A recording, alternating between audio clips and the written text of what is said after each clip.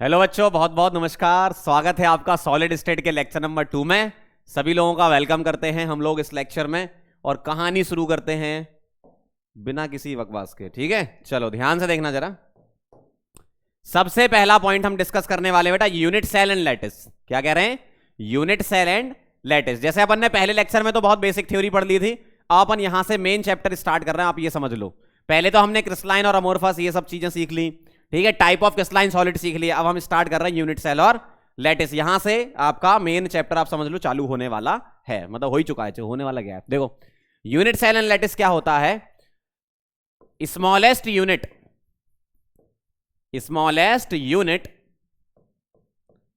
which can repeat smallest unit which can repeat itself over again and again, ठीक है, again and again to form lattice, क्या lattice, to form lattice. ध्यान से सुनना जरा। जैसे लैटिस का मतलब एक तरीके से मान लो आप एक बिल्डिंग के बाहर खड़े हो, बाहर से देखने पर बिल्डिंग क्या है? लैटिस है।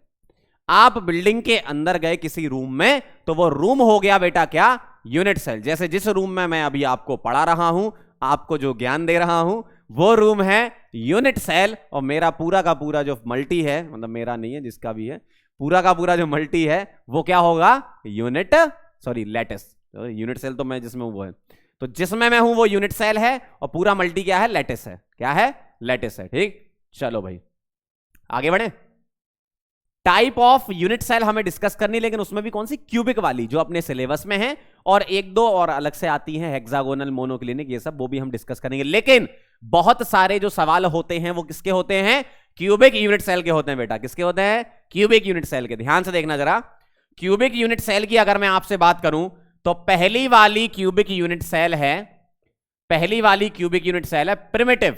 क्या? Primitive unit cell. प्रिमिटिव का नाम है सिंपल क्यूबिक। क्या नाम है? Simple cubic unit cell. ठीक है, प्रिमिटिव या सिंपल क्यूबिक। ठीक, दूसरी वाली देखना, सेकंड वाली है बेटा नॉन प्रिमिटिव। कौन सी है? Non primitive. नॉन प्रिमिटिव का मतलब क्या हो गया? इसमें दो आती हैं।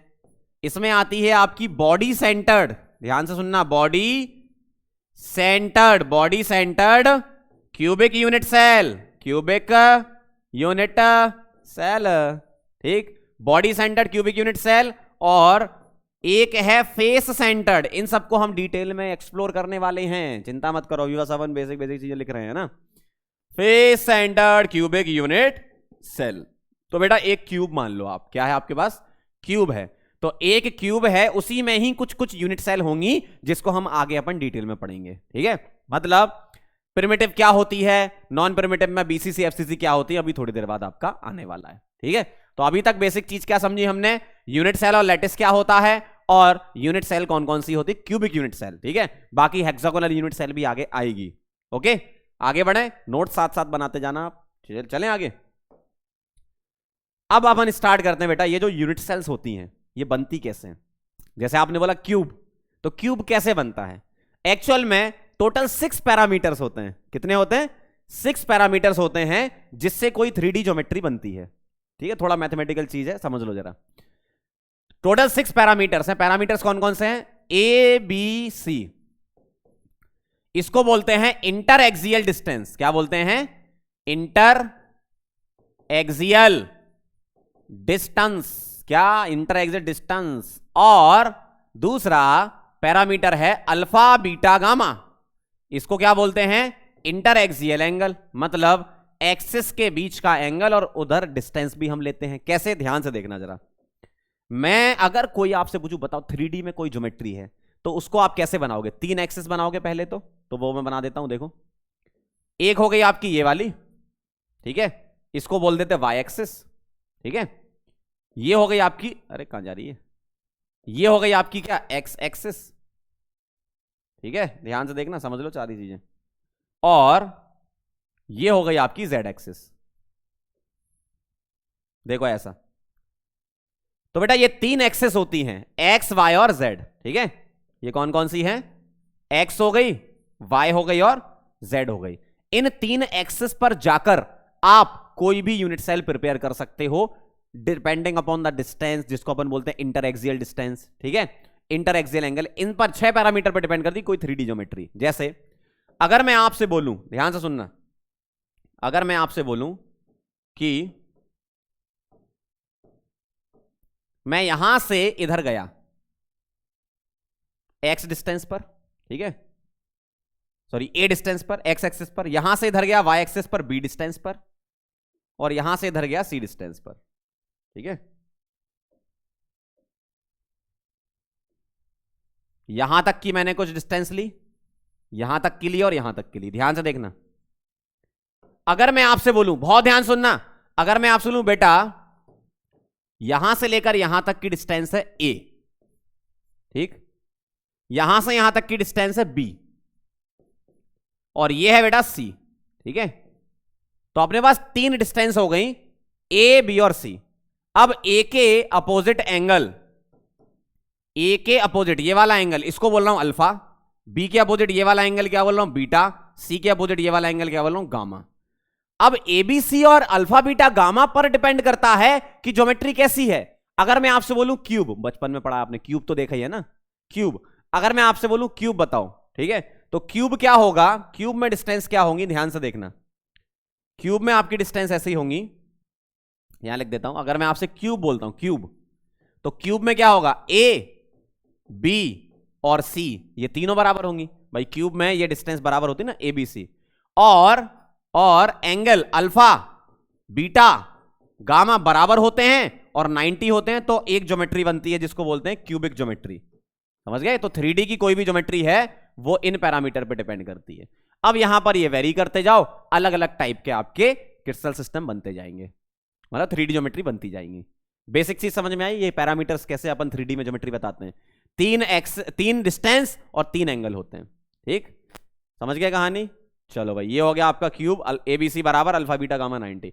अब एग्जाम में क्वेश्चन पता क्या आता है, ऐसे पूछ लेते हैं कि क्यूबिक में ये चीज सही है कि नहीं है, या ए बी सी में कौन बड़ा कौन छोटा, या तीनों बराबर, इस टाइप के क्वेश्चन होते हैं। मतलब अगर ये चीज आपको आती है तो आपका काम हो जाएगा, ठीक। तो 3D ज्योमेट्री में हम इनको वेरी करते जाएंगे और नए नए क्रिस्टल सिस्टम हमारे बनते जाएंगे, ठीक है। ये बेसिक चीज थी क्रिस्टल सिस्टम के पीछे की कहानी।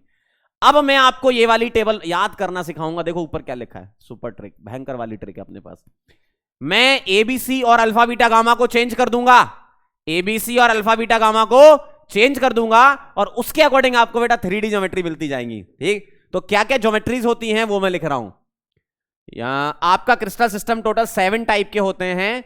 क्यूबिक, पहला वाला cubic unit cell, sorry cubic crystal system, cubic crystal system. दूसरा रोम्बोहीड्रल, रोम्बोहीड्रल। अगला टेट्रागोनल, अगला हेक्सागोनल, अगला orthorhombic, orthorhombic,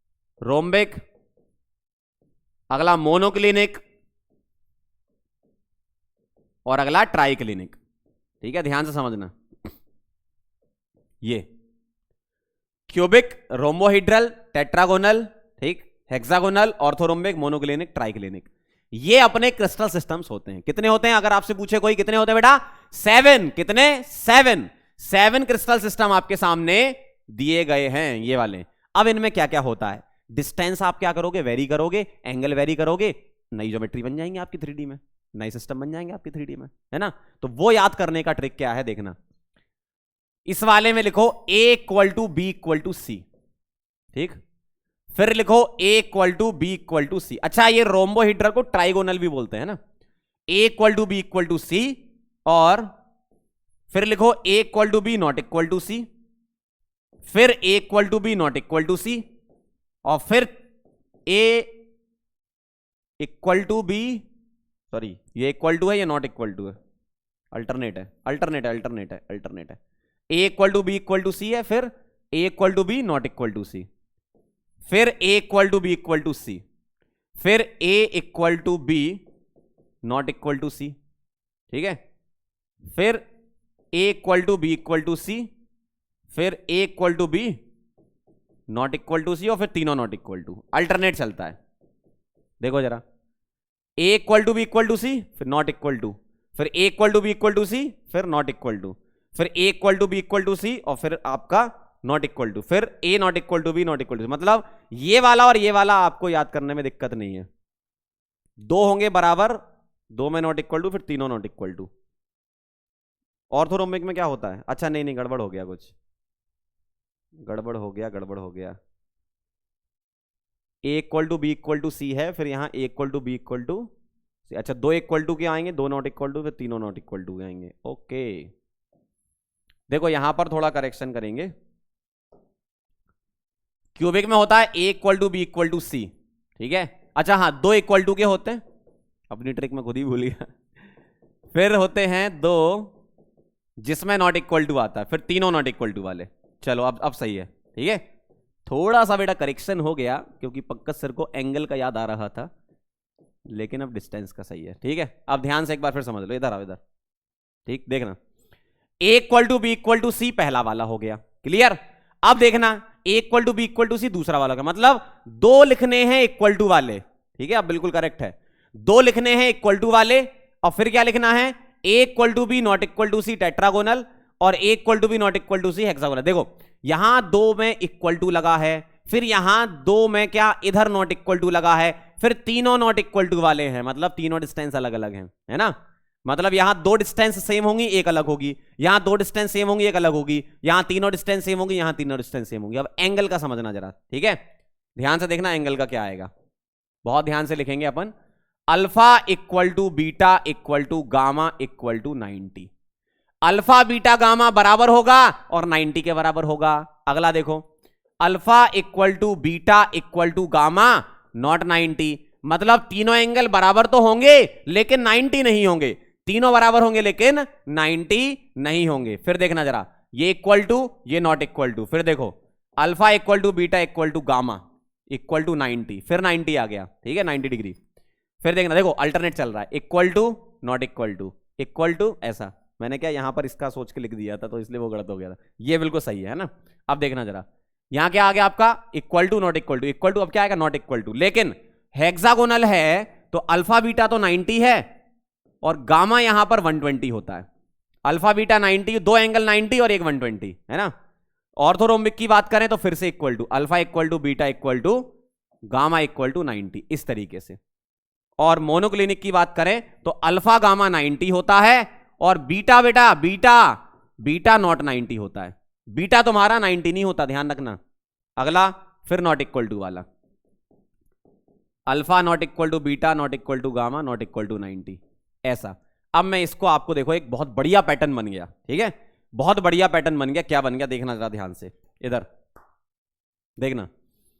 A equal to B equal to C है पहला और दूसरा, दो आ गए equal to B equal to C वाले, दो आ गए A equal to B not equal to C वाले, फिर तीनों नॉट इक्वल टू वाले, तो इसमें कोई दिक्कत नहीं होगी याद करने में, ठीक। अगला पहले देखो अल्फा बीटा गामा 90, फिर नॉट 90, फिर 90, फिर यहां गामा 120, गामा नॉट 90 मतलब गामा 120, ये तो 90 होंगे, है ना।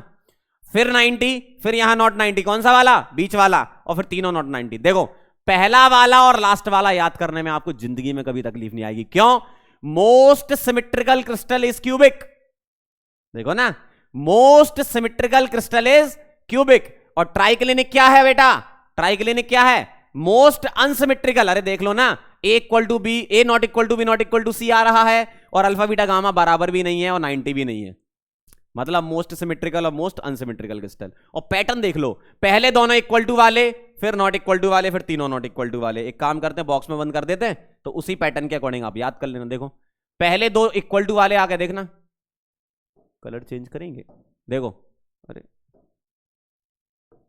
पहले दो इक्वल टू वाले आ गए, फिर दो A equal to B not equal to C वाले आ गए, फिर तीनों नॉट इक्वल टू वाले आ गए। ऐसे पैटर्न में याद रखना। और यहां देखो, यहां इक्वल टू 90, फिर नॉट 90, फिर इक्वल टू 90, यहां पर गामा 120, बाकी ये 90, है ना। फिर इक्वल टू 90, फिर बीच वाला नॉट 90, फिर तीनों नॉट 90, ऐसा कर लोगे याद, बहुत बढ़िया। अब आगे बढ़ते हैं बेटा, ये तो हो गए तुम्हारे क्रिस्टल सिस्टम, ये आपने याद कर लिया, ये आपने याद कर लिया। यूनिट सेल्स क्या क्या होती हैं, जिनको हम बोलते हैं ब्रेविस लैटिस। ठीक है, यूनिट सेल्स यहां पर क्या क्या बनती हैं, जिसका नाम दिया गया क्या, ब्रेविस लैटिस। ठीक है, तो ये ध्यान रखना, टोटल क्रिस्टल सिस्टम कितने होते हैं, 7, और टोटल ब्रेविस लैटिस बेटा होते हैं 14। कैसे, ध्यान से सुनना आप जरा, देखो इसमें क्यूबिक में 3 यूनिट सेल होती हैं, सिंपल क्यूबिक, बीसीसी और एफसीसी। सिंपल क्यूबिक, बीसीसी और एफसीसी। अगला देखो रोम्बोहिड्रल में, देखो ये मैं पहले एक काम करता हूं, यहां मैं नंबर लिख देता हूं फिर ये लिख दूंगा। देखो नंबर में यह है कि 31 21 421 31 21 421, ऐसा है ये। ठीक है, 31 21 421 31 21 421 31 21 421, 3-4 बार बोलो, याद हो जाएगा। 31 21 421, ठीक, 31 21 421। अब कौन कौन सी, सिंपल क्यूबिक, बीसीसी और एफसीसी। अभी अपन इसको डिटेल में समझेंगे, है ना। इसमें कौन सी होती है, सिंपल क्यूबिक। इसमें सिंपल क्यूबिक और बीसीसी दो होती हैं। इसमें सिंपल क्यूबिक, इसमें होती है सिंपल क्यूबिक, बीसीसी, एफसीसी, और एक नई ईसी आ गई। ईसी अभी तक हमने लिखी नहीं, हमने सिर्फ ये तीनों लिखी हैं, अभी ईसी आ गई। ठीक है, ध्यान रखना ईसी के बारे में, इसको भी अपन लिखेंगे, है ना, ईसी। ठीक है, फिर क्या होता है, फिर होता है आपका सिंपल क्यूबिक और ईसी। ठीक है, यहां भी आ गया आपका ईसी, और यहां होता है सिंपल क्यूबिक। मतलब जहां पर 1 है वहां सिंपल क्यूबिक, जहां पर 2 आ रहा है तो एक जगह ऊपर वाले में बीसीसी, नीचे वाले में ईसी। जहां 3 आ रहा है एससी, बीसीसी, एफसीसी, और जहां 4 आ रहा है वहां एससी, बीसीसी, एफसीसी और ईसी रखेंगे। ठीक है, समझ गए बात को। तो ये कहानी है 31 21 421। ऐड कर लो जरा, 14 ब्रेविस लैटिस है कि नहीं है, 3 और 1 4 और 2 6 7 4 11 12 13 14 14। ठीक है, अब आपको क्या क्या याद हो चुका है अभी तक, देखो ये याद हो चुका है, ये याद हो चुका है, ये मैंने बता दिया। ऐसे याद करो, 2 बराबर वाले, फिर A equal to B not equal to C वाले 2, फिर तीनों नॉट इक्वल टू वाले। यहां क्या लिखा है, एंगल अल्टरनेट लिखा है, 90 नॉट 90 90, गामा नॉट 90 मतलब गामा 120। ठीक है, 90 फिर नॉट 90 कौन सा, बीच वाला, फिर तीनों नॉट 90। इसको कैसे याद रखोगे, 31 21 421। ठीक है, ये इनके यूनिट सेल्स लिखे हुए हैं। ठीक है, टोटल अगर मैं काउंट करूं, ये टोटल यूनिट सेल मिला लेते हैं तो उसको बोलते हैं ब्रेविस लैटिस, इन्हीं को ये ब्रेविस लैटिस बोलते हैं। कितने टोटल, 14। ठीक है, अब देखो जरा, ये याद नहीं हुआ अभी तक आपको, कौन सा वाला, ये कौन सा वाला, ये इसको कैसे याद रखना, देखो CU RH, ठीक है, TE HE, इस तरीके से मैंने शॉर्ट फॉर्म ब्रैकेट में लिख लिए। ठीक, अब इसको कैसे याद रखोगे, ध्यान से देखना बेटा, इसको ऐसे याद रखना है, क्यों रहें, बोल दो मेरे साथ, क्यों रहें, क्या बात है, क्यों रहें टीना, हेमा और मोना तेरे क्लिनिक पर। ठीक है, फिर से सुन लो, क्यों रहें टीना, हेमा और मोना तेरे क्लिनिक पर। समझ गए, क्यों रहें टीना, हेमा और मोना तेरे क्लिनिक पर, ये याद कर लेना आप। ठीक है, लिख दूं मैं यहां पर, क्यों रहें, देखना जरा,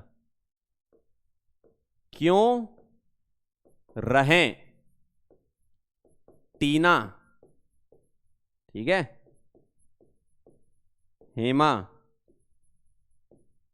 और मोना ट्राई क्लिनिक मतलब तेरे क्लिनिक पर। समझ रहे हो, ऐसा। तो ये हो गई बेटा पूरी टेबल, कितनी अच्छी लग रही है, वाह यार। ये है आपकी पूरी टेबल, पूरी ट्रिक याद करना मैंने बता दिया। अब इससे रिलेटेड क्वेश्चन भी बताऊंगा, पहले एक बार फिर समझ लो। ये याद हो जाएगा आपको, क्यों रहें टीना, हेमा और मोना तेरे क्लिनिक पर, 7 क्रिस्टल सिस्टम। ये समझा दिया मैंने, पहले 2 इक्वल टू वाले, फिर A equal to B not equal to C वाले 2, फिर तीनों नॉट इक्वल टू वाले। एंगल अल्टरनेट है, equal to 90 not 90 equal to 90, gamma not 90 मतलब गामा 120, फिर इक्वल टू 90, फिर बीच वाला नॉट 90, फिर तीनों नॉट 90। 31 21 421, ये इनके हमने ब्रेविस लैटिस से यूनिट सेल्स लिख दिए। ठीक, ये ध्यान रखना, सिंपल क्यूबिक, बीसीसी, एफसीसी और ईसी, ये 4 होती है ऑर्थोरोम्बिक में। ठीक, अब इससे रिलेटेड क्या सवाल हो सकते हैं वो देखना जरा। मैं कर रहा हूं इसको कॉपी, और यहां पर आपको बता रहा हूं क्वेश्चंस। ठीक है, ये कॉपी हो चुका है, इसको हटा देते हैं। अब देखना आप किस तरीके से हमें क्वेश्चंस मिलेंगे। मैं क्वेश्चन आंसर एक साथ लिखते जाऊंगा। ठीक है, Q&A of crystal system. Crystal system से रिलेटेड क्या क्वेश्चन आंसर हो सकते हैं? पहला सवाल विद आंसर लिखूंगा, पहले आपसे पूछूंगा फिर आप बता देना मुझे। पहला, टोटल क्रिस्टल सिस्टम कितने हैं? टोटल क्रिस्टल सिस्टम कितने हैं बेटा बताओ? टोटल क्रिस्टल सिस्टम कितने हैं बोलिएगा? 7। क्यों रहे टीना, हेमा और मोना तेरी क्लिनिक पर? कितने हैं? 7। अगला दूसरा सवाल ये रहा आपके सामने आपकी स्क्रीन पर। टोटल ब्रेविस लैटिस कितने हैं? Total Brevis lattice, Brevis lattice बताइए कितने लिखे थे? 14 लिखे थे। ठीक, अगला देखना तीसरा सवाल with answer. Most symmetrical crystal, most symmetrical crystal क्या होता है बेटा? क्यूबिक। ठीक है, क्या होता है? क्यूबिक। अगला 4th नंबर पे, most unsymmetrical, most unsymmetrical crystal क्या होता है? क्या होता है? ट्राइक्लिनिक। क्या होता है? Triclinic sir. ठीक, तेरे क्लिनिक पर है ना। अगला, crystal system, crystal system having maximum number of unit cell या ब्रेविस लैटिस।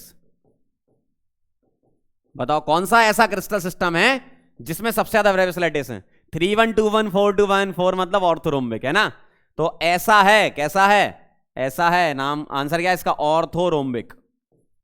4 होते हैं इसमें, सबसे ज्यादा 4 होती है यूनिट सेल इसमें है ना, ऑर्थोरोम्बिक। ठीक है, अगला देखना जरा 6th सवाल। Geometry of match box, geometry of match box क्या होती है? सोचो जरा, माचिस की डिब्बी तो होगी ना आपके घर में। क्या होता है? A not equal to B not equal to C.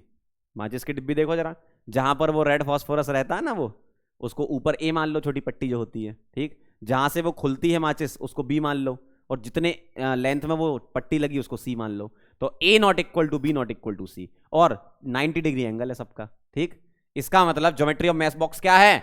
Orthorhombic है। क्या है? ऑर्थोरोम्बिक। समझ गए? ये इस टाइप के क्वेश्चन होते हैं। और आपसे पूछ सकते हैं कुछ भी कि ऐसे कौन से क्रिस्टल सिस्टम है, बाकी मैं लिख नहीं रहा, बाकी बता देता हूं कैसे। ऐसे कितने क्रिस्टल सिस्टम हैं जिसमें A equal to B equal to C है? तो answer 2, cubic and rhombohedral. Rhombohedral मतलब ट्राइगोनल भी बोल सकते हो है ना। ऐसे कितने क्रिस्टल सिस्टम हैं जिसमें अल्फा बीटा गामा बराबर होते हैं? अल्फा बीटा गामा बराबर होते हैं, ऐसे कितने क्रिस्टल सिस्टम है? ये भी है, ये भी है। मैंने बराबर बोला, ये नहीं बोला कि 90 होंगे कि नहीं होंगे। अल्फा बीटा गामा बराबर हैं, 90 की बात ही नहीं कर रहे। तो देखो ये बराबर हैं, ये भी बराबर है, ये 90 के बराबर नहीं है लेकिन बराबर तो हैं। तो एक ये हो गया, एक ये हो गया, एक ये हो गया, एक ये हो गया, बस ऐसे। समझ रहे हो? तो इस टाइप के क्वेश्चन, मतलब ओवरऑल बताऊं ना आपको बिल्कुल सही चीज, अगर आपको ये टेबल याद है तो इससे रिलेटेड एग्जाम में एग्जामिनर कितना ही टफ क्वेश्चन पूछ सकता है। बहुत ही आसान क्वेश्चन होते हैं, कितना टफ बना लेगा? ये सब पूछ सकता है, एंगल बताओ, ये बताओ, तो ये तो याद कर ही लिए ना हमने, है ना। चलें, ये याद रखना। आंसर्स को मैं बॉक्स में बंद कर देता हूं। इसका 7, इसका 14, ये क्यूबिक, इसका ट्राइक्लिनिक, ऑर्थोरोम्बिक, ऑर्थोरोम्बिक। ठीक है, ये आंसर है। क्लियर? चलो बेटा आगे बढ़ते हैं। अब बेटा हम चलते हैं यूनिट सेल्स पर। जितनी यूनिट सेल्स हमें पढ़नी है अपने सिलेबस में उसकी हम बात कर रहे हैं। पहला है सिंपल क्यूबिक, जिसको प्रिमिटिव बोलते हैं। ठीक है, सिंपल क्यूबिक या फिर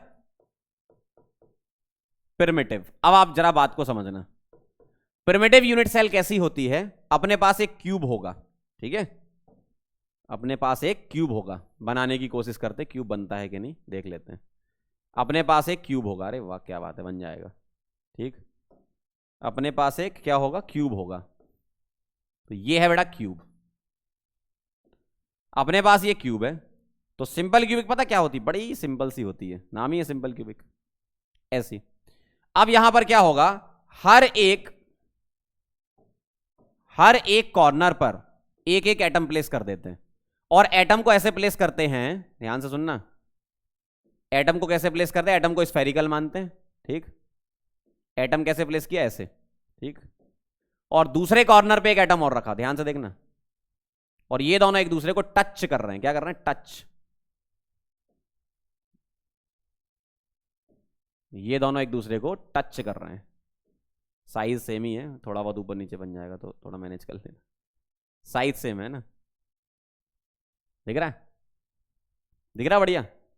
देखो होता क्या है, मेरे पास एक क्यूब है, क्यूब में मैंने तो ये समझाने के लिए दो बनाए हैं, बाकी हर जगह पे एक एक एटम होगा, और ये दोनों एक दूसरे को क्या करेंगे, टच, और रखना कैसे है, जो स्फीयर का सेंटर है वो कॉर्नर होना चाहिए, जो स्फीयर का सेंटर है बेटा वो क्या होना चाहिए, कॉर्नर होना चाहिए, ठीक। तो मैं छोटे छोटे से रख देता हूं, ये कुछ ज्यादा ही बड़े हो गए, ठीक है, देखो मैं यहां पर स्मॉल स्मॉल रख देता हूं ऐसा, मतलब अंडरस्टूड है कि ये टच कर रहे होंगे, कौन से वाले, एडजेसेंट कॉर्नर वाला, ठीक है।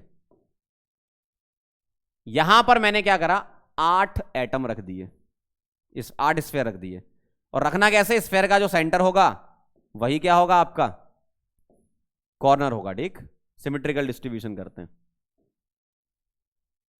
ये हो गए 4 नीचे 4 ऊपर, ये होती सिंपल क्यूबिक, ठीक। तो मैं यहां क्या क्या लिख रहा हूं, ध्यान से देखो, पॉइंट्स क्या क्या है, पहला 8 एटम्स, देखो इनको बोलते हैं बेटा लैटिस पॉइंट, क्या बोलते हैं, लैटिस पॉइंट, ये एक क्यूबिक यूनिट सेल है, बहुत बड़ा सा इसका लैटिस रहा होगा, उसमें से हमने एक यूनिट सेल बाहर निकाल ली है, ठीक। तो उस यूनिट सेल में ये सब जो गोले हैं, ये क्या है, गोले का मतलब होता है एटम्स, ठीक है, गोले का मतलब क्या होता है, एटम्स। कैसे रखें एटम्स, एटम्स हो या मॉलिक्यूल हो या आयंस हो, मतलब एक तरीके से लैटिस पॉइंट पे हमने इनको रखा, हम एटम मान के चल रहे हैं, ठीक है। तो ये एटम रखे हुए हैं, या मॉलिक्यूल भी हो सकता है या आयन भी हो सकते हैं, लैटिस पॉइंट को ऑक्यूपाई कर रहे हैं। लैटिस पॉइंट क्या हुई, कौन सी बात है लैटिस पॉइंट, ये इस पॉइंट को बोलते हैं लैटिस पॉइंट। लैटिस पॉइंट और स्फीयर का सेंटर कोइंसाइड करना चाहिए, है ना, मतलब एक तरीके से वो है, स्फीयर का सेंटर कॉर्नर पे रख दो, बस खत्म है ना। अब ध्यान से सुनना जरा, 8 एटम मैंने कॉर्नर पे रख दिए, ये आपके एटम्स हैं। अब कौन कौन किसी किसी टच कर रहे होंगे, ध्यान से सुनना, ये वाला इसको टच करेगा, ये वाला इसको टच करेगा, ये वाला इसको टच करेगा, मतलब अपने एडजेसेंट कॉर्नर को टच करते हैं। ये वाला इसे टच नहीं करेगा, ये वाला इसे टच नहीं करेगा, ये वाला इसे टच नहीं करेगा, ये वाला इसे टच नहीं करेगा। टच कौन से करते हैं, एडजेसेंट वाले, ठीक है, समझ रहे हो बात को, टच कौन से करते हैं, एडजेसेंट वाले, कौन से वाले, एडजेसेंट वाले। तो 8 एटम्स कहां पर हैं, 8 एटम्स एट 8 कॉर्नर्स, पहली बात। तो सिंपल क्यूबिक में बेटा क्या होता है, 8 एटम है कहां पर, 8 कॉर्नर पर, ठीक। पॉइंट नंबर 2, ठीक, पॉइंट नंबर 2 देखो जरा, सिंपल क्यूबिक में कितने एटम यूज हो रहे हैं, 8 एटम यूज हो रहे हैं, कहां रखे हैं, 8 कॉर्नर पर। दूसरा पॉइंट है शेयरिंग ऑफ कॉर्नर क्या होगी, शेयरिंग ऑफ कॉर्नर। अब आपने कोई एक एटम कॉर्नर पे रख दिया, जैसे ये एटम मैंने कॉर्नर पे रख दिया, तो इस एटम का कितना हिस्सा इसके अंदर आ रहा है, सुनना ध्यान से, इस एटम का कितना हिस्सा इसके अंदर आ रहा है। तो मुझे एक बात बताओ, एक यूनिट सेल ये होगी, ठीक है, एक यूनिट सेल इसके पास में होगी, ठीक, ये जो 2 यूनिट सेल हैं उसके 2 ऊपर होंगी, और उनके फ्रंट में 2 यूनिट सेल होंगे। जैसे मैं आपको इससे समझाता हूं, ध्यान से देखना, अब जरा कहानी समझने की कोशिश करना। मेरे पास क्या है, मेरे पास क्या है, ये है बेटा मॉडल, देखना जरा ध्यान से, समझ लो जरा, ठीक है। अब कहानी कुछ ऐसी है, ये 4 एटम देख लो पहले आप, ये 4 एटम देख रहे हैं सामने से, ये 4 एटम बेटा यहां रखे हुए हैं, ये वाले, इन चारों को मानो आप ये, ठीक है। तो 1 2 3 4 ये ऐसे हैं, ये वाला कौन सा है, ये वाला, ये वाला कौन सा है, ये वाला, ये वाला कौन सा है, ये वाला, ये वाला कौन सा पकड़ा मैंने, ये, नीचे 4 हो गए। अब ऊपर 4 रख देते हैं, ये होगा बेटा ऊपर के 4, कलर चेंज हो गया क्योंकि मेरे पास थी नहीं ये वाली, मतलब सभी सेम कलर की, मतलब सेम साइज की है ना। ये बेटा मैंने इसके ऊपर रख दिया, किसके ऊपर रख दिया, इसके ऊपर, देखो। तो ये बन गया आपका क्यूब, सिंपल क्यूबिक। तो ये जो मैंने स्ट्रक्चर बनाया ना, ये वाला, ये किसका स्ट्रक्चर है? इसका स्ट्रक्चर है। देखो आराम से देख लो, सामने से 3D व्यू देख लो। देखो 4 एटम नीचे थे, ये 4 एटम नीचे हैं, दिख रहा है? ये 4 एटम नीचे हैं, इनके ऊपर रखना है मुझे बाकी 4 एटम, इस तरीके से। तो ये होता है सिंपल क्यूबिक। आराम से देख लो, बिल्कुल आराम से, दिख रहा है? ये है बेटा सिंपल क्यूबिक। तो अब आप मुझे जरा बता दो कौन कौन कैसे कैसे टच कर रहा है। देखो ध्यान से देखो, ये वाला ध्यान से देखना जरा, ऐसा है, देखो इतना तो दिख जाएगा। देखो ये वाला, ये देखना, इस पे फोकस करना। ये वाला कैसे कैसे टच कर रहा है? इसको, ये वाला इसको, और ये वाला इधर पीछे से, ये इसको इधर, इधर वाले को कर रहा है। डायगोनली अपोजिट टच नहीं करते। देखो खाली जगह है ना, ये डायगोनली अपोजिट टच नहीं कर रहे। देख लो आप आराम से देख लो, डायगोनली अपोजिट टच नहीं करते हैं, खाली जगह है ये, है ना? तो ये होता है बेटा सिंपल क्यूबिक। अच्छा एक बार बताओ, शेयरिंग कितने की होगी? शेयरिंग, कॉर्नर की शेयरिंग कितने की होगी? जैसे मान लो मेरे पास कोई कॉर्नर पकड़ लो, मान लो ये पकड़ लिया, इस पे फोकस करना, इस वाले पे, ठीक है? तो ये कॉर्नर है, ध्यान सुनना, एक यूनिट सेल जो मैंने पकड़ी वो है। अगर मैं इसी यूनिट सेल के पास में एक यूनिट सेल ले लूं, एक ये हो गई, इन दो के साइड में इधर आगे दो ले लूं, ध्यान से देखना, ये एक यूनिट सेल हो गई, इसके पास में एक यूनिट सेल, यहां से इधर, इधर एक यूनिट सेल और हो गई, और है क्या मेरे पास? 4 बॉल तो नहीं है, 4 नहीं है, चलो ठीक है, समझ लो ऐसे। एक यूनिट सेल ये है, इसके पास में इधर एक यूनिट सेल हो गई, इन दो के साइड में उधर 2 यूनिट सेल और हो गई, इन दो के, एक तो ये हो गई, इसके पास में एक हो गई, इन दो के साइड में 2, और इन 4 के ऊपर 4, तो टोटल कितनी है? 8। अब मुझे एक बार बताओ, यूनिट सेल बेटा 8 हैं, ध्यान से सुनना, यूनिट सेल तुम्हारी कितनी है? 8 हैं।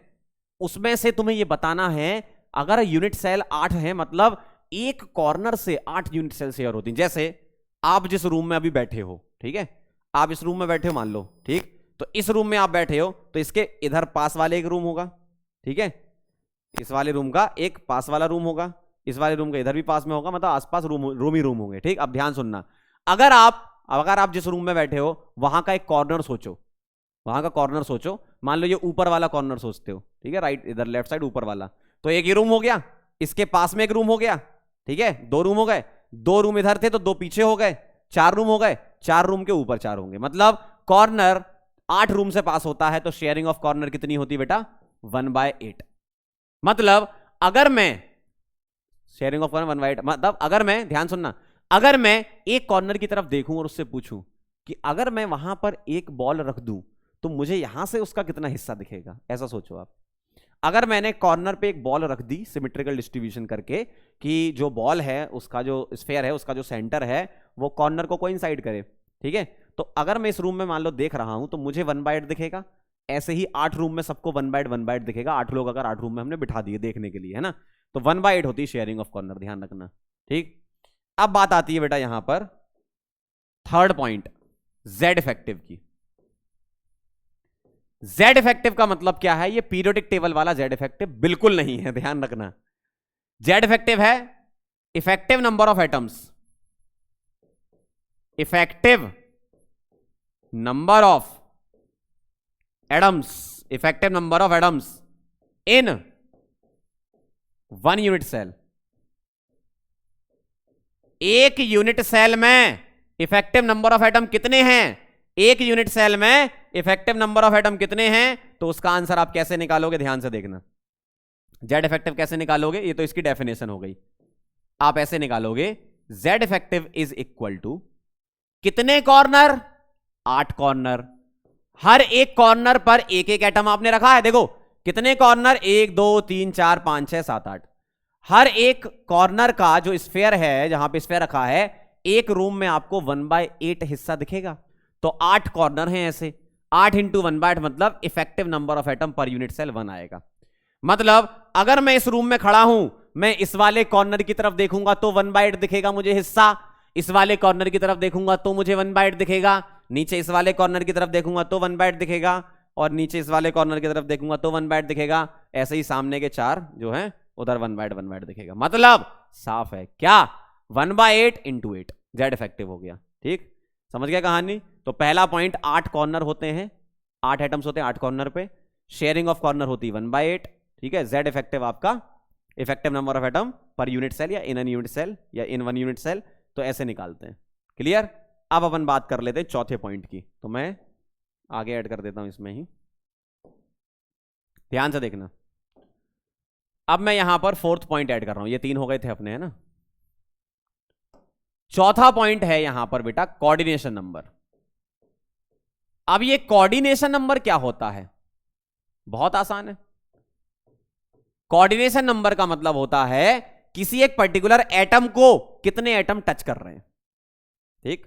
कोऑर्डिनेशन नंबर जो अभी हम बात कर रहे हैं, कोऑर्डिनेशन नंबर जिसको हम नियरेस्ट नेबर भी बोलते हैं, क्या बोलते हैं? नियरेस्ट नेबर, नियरेस्ट नेबर, या इसी का ही नाम होता है फर्स्ट कोऑर्डिनेशन नंबर। बेटा coordination number first, second, third, fourth सब होती है, लेकिन अपने लिए इंपॉर्टेंट फर्स्ट वाली है ना। फर्स्ट कोऑर्डिनेशन नंबर मतलब नियरेस्ट नेबर्स। अब इसका मतलब क्या है? बहुत आसान है, देखो। जैसे अगर मैं आपसे बोलूं, मैं ऐसा ही कुछ बॉल उठा लेता हूं, जैसे मान लो मैं आपसे बोलूं ऐसा है ये, ठीक है, ये कोई एक यूनिट सेल है, कोई भी यूनिट सेल है। इस वाले बीच वाले एटम को कितने एटम टच कर रहे हैं बताओ बेटा? बीच वाले को, इस वाले को कितने एटम टच कर रहे हैं? 1 2 3 4 5 6। तो इस बीच वाले की कोऑर्डिनेशन नंबर कितनी हो गई? 6। इस तरीके से, है ना। और देख लो जरा, जैसे मान लो अगर मेरे पास ऐसा बना हुआ है ये, ठीक, जैसे मान लो मेरे पास ये है, इसकी कोऑर्डिनेशन नंबर कितनी हो गई? 1 2। मतलब अगर मैं सिर्फ इसमें पूछूं, इसका पूरा लेटेस्ट नहीं ले रहा मैं, मान लो सिर्फ यही है, इसको कितने टच कर रहे हैं? 1 2। इसको कितने? 1 2। इस तरीके से, ऐसा, ठीक है। मतलब एक एटम से बाकी कितने एटम टच कर रहे हैं वो कोऑर्डिनेशन नंबर होती है, ठीक है। तो नंबर ऑफ एटम्स जो होते हैं, किसी पर्टिकुलर एटम को टच करना ही उसका कोऑर्डिनेशन नंबर है, ठीक। तो अब मुझे बताओ कोऑर्डिनेशन नंबर सिंपल क्यूबिक में क्या होगी, जिसको हम शॉर्ट फॉर्म में CN लिख रहे हैं, ठीक है। Number of atoms directly touching an atom.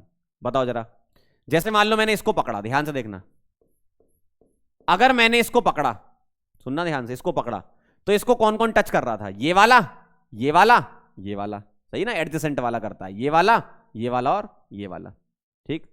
अब मुझे एक बात बताओ, ये एक यूनिट सेल है, आपको पूरा लेटेस्ट सोचना है कि इसके आसपास और कितने यूनिट सेल होंगे, ठीक है। अब मेरी बात सुनो, इस वाले के पास में इधर एक यूनिट सेल होगा जिसमें ये एटम टच कर रहा होगा। क्यों टच, किस डिस्टेंस पे कर रहे हैं वो बता दो। अगर मैंने इसको क्यूब बोला है तो क्यूब की कुछ ना कुछ एज लेंथ होगी, ए मान लेते हैं, क्योंकि A = B = C होता, तो सभी को A मान लो। तो ये डिस्टेंस बेटा क्या है? A। तो A डिस्टेंस पर ये वाले एटम क्या कर रहे हैं? टच करते हैं। A डिस्टेंस पर ये एटम क्या करते हैं? टच करते हैं। तीनों डिस्टेंस A है। अब मुझे एक बात बताओ, अगर ये A डिस्टेंस यहां मिल रही है तो A डिस्टेंस यहां भी तो मिल सकती है, इसके अपोजिट यहां भी मिल सकती है A डिस्टेंस, इसके अपोजिट यहां भी मिल सकती है A डिस्टेंस। तो A डिस्टेंस पर ये 3 और मिलेंगे, मतलब इसके लिए 1 2 3 पहले थे और अब 1 2 3 और हो गए, मतलब टोटल कितने हो गए? 6 हो गए, ठीक है। समझ रहे बात को? अब मैं आपको डायग्राम से भी समझा देता हूं, ध्यान से देखना। अब मैं आपको मॉडल से समझा देता हूं, ध्यान से सुनना जरा। ये मेरे पास सिंपल क्यूबिक यूनिट सेल थी, ठीक है, ये मेरे पास सिंपल क्यूबिक यूनिट सेल थी, ठीक। अब मुझे एक बात बताओ, ये एटम पकड़ना, कौन सा? ये वाला, यही पकड़ा तुमने ये, ठीक। तो इसको अभी कौन कौन टच कर रहा है बताओ? अभी बताओ, अभी अभी इसको कौन कौन टच कर रहा है? 1, इसको कौन टच कर रहा है? 1 2 ये हो गए, और 3 ये हो गया पीछे वाला, एक ये हो गया, एक ये हो गया और एक ये हो गया, 3 हो गए। अब सुनना ध्यान से, इन 3 के अपोजिट 3 होंगे। कैसे? देखना, ये एक यूनिट सेल है, इसके पास में भी ऐसी ही यूनिट सेल होगी, लेटिस बोलो ना, पूरा कनेक्टेड एक दूसरे से। मतलब इस वाले के पास में जो यूनिट सेल होगी वहां पर एक एटम ये भी टच कर रहा होगा, इधर भी तो एक यूनिट सेल बन रही है साइड में, है ना। नीचे वाले के अपोजिट ऊपर भी यूनिट सेल होगी, यहां एक टच कर रहा होगा, और ये पीछे वाले के अपोजिट आगे भी एक यूनिट सेल होगी, तो यहां एक टच कर रहा होगा। मतलब इन 3 के अपोजिट 3 आएंगे, ठीक है। इसका मतलब क्या हो गया? 6 आएगा आपका आंसर। क्या आएगा आंसर आपका? कोऑर्डिनेशन नंबर 6 आएगी। कैसे 6 आएगी वो मैं यहां बना देता हूं, ध्यान से देखना। इस वाले के अपोजिट ए डिस्टेंस पर, ठीक है, यहां पर आएगी और इस वाले के अपोजिट ए डिस्टेंस पर यहां पर आएगी और इस वाले के अपोजिट ए डिस्टेंस पर यहां पर, ठीक है। देखना एक ये आएगा, एक एटम यहां आएगा और एक एटम यहां आएगा। देखो तो इसके लिए अगर मैं बात करूंगा तो कोऑर्डिनेशन नंबर कितनी हो गई, ध्यान से देखना, 1 2 दूसरा एटम, तीसरा, चौथा, 5th और 6th, ये 6 एटम है। देख लो जरा ध्यान से, दिख रहा ना इतना, ये बेटा 6 एटम है जो टच कर रहे हैं इसको, मतलब कोऑर्डिनेशन नंबर 6 हो गई। अगला पॉइंट, चौथा पॉइंट हो गया, पांचवा पॉइंट देखना जरा। पांचवा पॉइंट यहां पूछते हैं relation between A and R. Relation between A and R. अब ये क्या क्या चीजें हैं, ए है बेटा एज लेंथ, भाई क्यूब है तो उसकी कुछ एज लेंथ होगी ना, ए है बेटा एज लेंथ, और आर क्या है, आर है रेडियस ऑफ एटम। क्या है, रेडियस ऑफ एटम। तो ए है बेटा तुम्हारा एज लेंथ और आर है रेडियस ऑफ एटम। अब मुझे बताओ कौन कौन से टच कर रहे थे। देखो फिर से अपन वहीं चलते हैं, देखना समझ लो ध्यान से। देखो मैं इतना इसलिए एफर्ट डाल रहा हूं कि आपको चीजें क्लियर हो। सॉलिड स्टेट वाला चैप्टर क्या है, यूजुअली लोग छोड़ देते हैं, ऐसा नहीं करना आपको, है ना, क्योंकि टीचर तो बस लिखा देते हैं, बस खत्म हो गया। अभी तक तो हम पहुंच जाते, पैकिंग फ्रैक्शन भी निकाल रहे होते, अभी तो हम यही हैं, समझाना चाह रहे हैं इसलिए यही है, ठीक है। ध्यान से देखना जरा, अगर मैं आपसे बोलूं इसको पकड़ो, ठीक है, तो इसको कौन कौन टच कर रहा है, ये कर रहा है, ये कर रहा है और पीछे ये कर रहा है, तो कोई भी 2 एटम पकड़ लो, ठीक। तो अगर मैं इसके सेंटर से इसके सेंटर पर जाऊं तो वही तो एज लेंथ होगी, सही बात है ना। अगर मैं इसके सेंटर से इसके सेंटर पर जाऊं तो वही तो एज लेंथ आपकी होने वाली है। इसका मतलब क्या है, इसका मतलब एकदम साफ है, क्या, 2 एटम मैं ऐसे लगा रहा हूं। देखो एक एटम ये हो गया, ठीक, दूसरा एटम ये हो गया, और दोनों एटम एक दूसरे को क्या कर रहे हैं, टच कर रहे हैं। क्या कर रहे हैं, टच कर रहे हैं। और अगर टच कर रहे हैं इसका मतलब यहां पर एक और यहां पर एक पॉइंट बनाने का मतलब क्या है, ये क्या कर रहे हैं, एक दूसरे को टच कर रहे हैं। ध्यान से देखो जरा, तो ये एक पॉइंट मैंने यहां बनाया, ठीक है, मतलब ये क्या है, क्या है ये है बेटा तुम्हारा स्फीयर का सेंटर, स्फीयर का सेंटर। क्या यही कॉर्नर है, बिल्कुल सही है। क्यों, आप प्लेस तो ऐसे ही करते हो ना स्फीयर को, कि स्फीयर का सेंटर क्या हो, कॉर्नर हो। इसका मतलब यह है कि यहां से लेकर, ध्यान से देखना, यहां से लेकर यहां तक की distance in the form of A कितनी होगी बताओ, in the form of A बता दो कितनी होगी। यहां से लेकर यहां तक की distance in the form of A क्या होगी, ए ही होगी। क्या होगी, ए होगी ना, ये यहां से यहां तक की, ठीक, ये डिस्टेंस, ठीक है। और आर के फॉर्म में क्या होगी, आर के फॉर्म में यहां से यहां तक आर रेडियस ऑफ एटम, और यहां से यहां तक अगेन आर। तो ये ए है, ये किसके बराबर है, 2r के बराबर है। तो ये आपका बहुत इंपॉर्टेंट फॉर्मूला, क्या, a is equal to 2r, किसमें होता है ये, किसमें होता है ये, सिंपल क्यूबिक में। ये याद करना है आपको बिल्कुल। अभी मैं क्या करूंगा, अभी तो मैं अलग अलग यूनिट सेल समझा रहा हूं, फिर एक टेबल बना दूंगा, फाइनल वही याद कर लेना, ठीक। समझ लो, पहले चीजों को समझना जरूरी है, उसके बाद तो याद कर ही लोगे। समझ गया कहानी सारी, relation between A and R, coordination number, Z effective, ये आना चाहिए आपको सबसे पहली चीज। चलें आगे बढ़े, तो ये हो गया बेटा सिंपल क्यूबिक। तो सिंपल क्यूबिक में हमने क्या क्या ये सब देख लिया है ना, ये हो गया आपका ये। अगला बेटा बीसीसी, एक एंड सेंटर्ड और यूज कर लेंगे यहाँ पे, चौथी हेडिंग डाल दूं मैं पहले से, नहीं तो बाद में भूल जाएंगे फिर। एंड सेंटर्ड है, ठीक। बीसीसी अपन पढ़ेंगे सबसे पहले, है ना, एससी के बाद बीसीसी, ठीक है। ध्यान से देखना, अगर मैं आपसे बोलूं बेटा बीसीसी यूनिट सेल, अब ये नया क्या आ गया। अभी तक हमने सिंपल क्यूबिक पढ़ा, अब हम बीसीसी पे चल रहे हैं, ठीक। बेटा बीसीसी में पता क्या होता है, बीच में एक एटम को प्लेस कर दो। जैसे ध्यान से सुनना, ये तुम्हारा सिंपल क्यूबिक था, ये अभी हमने पढ़ लिया, यही तो था सिंपल क्यूबिक, सही है ना, हाँ, यही तुम्हारा सिंपल क्यूबिक था। अब मैं यहां पर एक एटम को उठाऊं, ध्यान से सुनना, मैंने एक एटम उठाया और इसके अंदर डाल दिया। कहां डाल दिया? जो खाली जगह दिख रही है देखो, सामने से, सामने से देखो, बिल्कुल खाली जगह दिख रही होगी, नीचे से नहीं दिख रही? क्या बात कर रहे हो? अगर, ध्यान से सुनना, अगर ये पेन आर पार निकल गया, मतलब जगह खाली है, सही है? देखना जरा, बताना जा रहा है क्या? जा रहा है अंदर? निकला उधर? मतलब जगह खाली है ना, ठीक। इसका मतलब अगर मैं ये एटम इसके अंदर डाल दूं तो पता क्या होगा? जब ये एटम इसके अंदर जाएगा तो ये एटम दूर दूर जाने लगेंगे। ध्यान सुनना, जब ये एटम इसके अंदर जाएगा तो ये जो टच कर रहे थे ये दूर दूर जाने लगेंगे, और ये अंदर जाकर बीच में फिट हो जाएगा, और ये एटम सभी को टच करेगा, लेकिन ये एटम सब दूर दूर हो जाएंगे। ठीक है, तो यहां अरेंजमेंट कुछ ऐसा होने वाला है। पहले मैं क्या बनाऊंगा, ध्यान से सुनना, पहले मैं बनाऊंगा, पहले क्यूब तो बना लें। पहले बेटा हम बनाएंगे क्यूब। क्यूब कैसे बनता है? ऐसे, देखना, ये हो गया अपना cube. Cube cube cube cube, देखो ये है आपका क्यूब। समझना बात को, मेन चीज पता क्या, अरेंजमेंट समझ में आना चाहिए। जब तक ये क्लियर नहीं है तब तक फील ही नहीं आएगी सॉलिड स्टेट की। सिंपल क्यूबिक में क्या होता है, कॉर्नर आपस में टच करते हैं एडजेसेंट वाले, ए डिस्टेंस पर, है ना।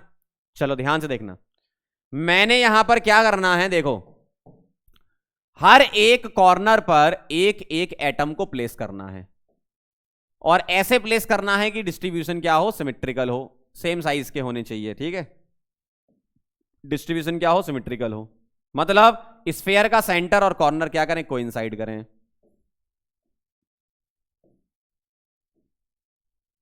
इस तरीके से कुछ।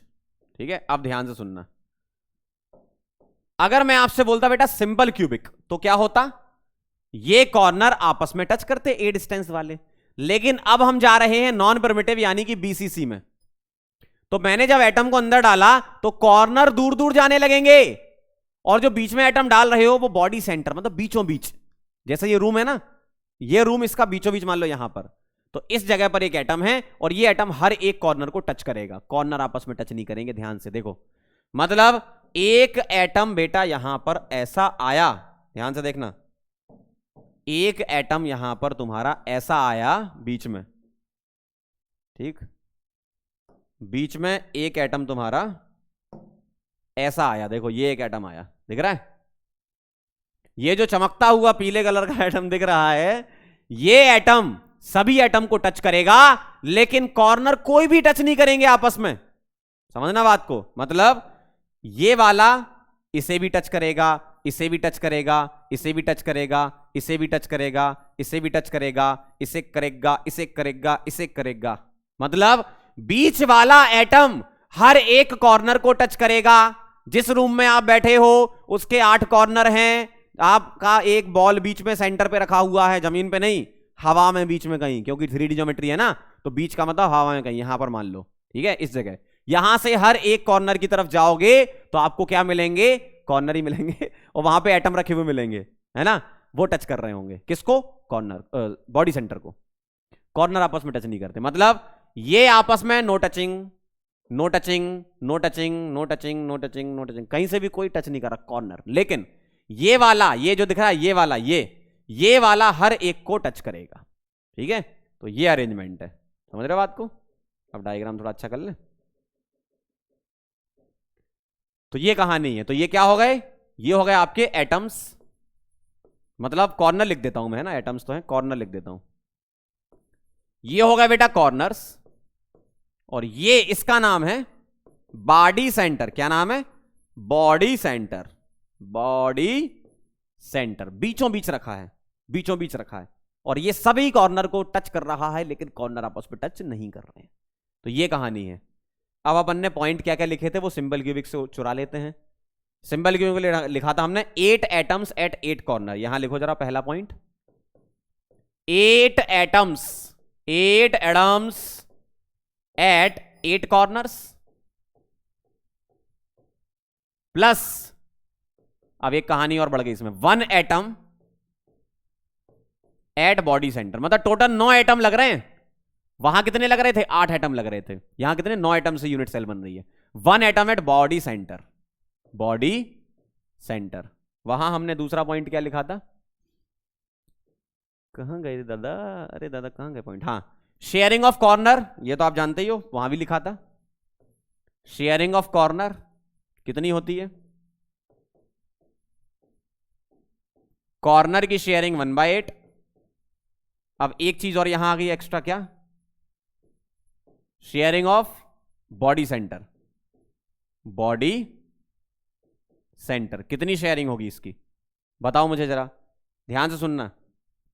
अगर मैं बीसीसी यूनिट सेल बनाना चाहता हूं, अगर मैं बीसीसी यूनिट सेल बनाना चाहता हूं, तो ये एटम जब मैं इसके अंदर डालूंगा तो ये पूरा का पूरा अंदर चला गया ना, और ये बॉल जो कॉर्नर थे वो दूर दूर जाने लगे, तो ये बॉल तो यूनिट सेल के अंदर चली गई, मतलब 100% कॉन्ट्रीब्यूशन होगा, है ना?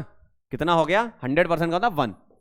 जो एटम है पूरा अंदर जाएगा, आप अंदर रहोगे तो आपको पूरा एटम अंदर दिखेगा, किसी रूम में नहीं जाएगा, है ना?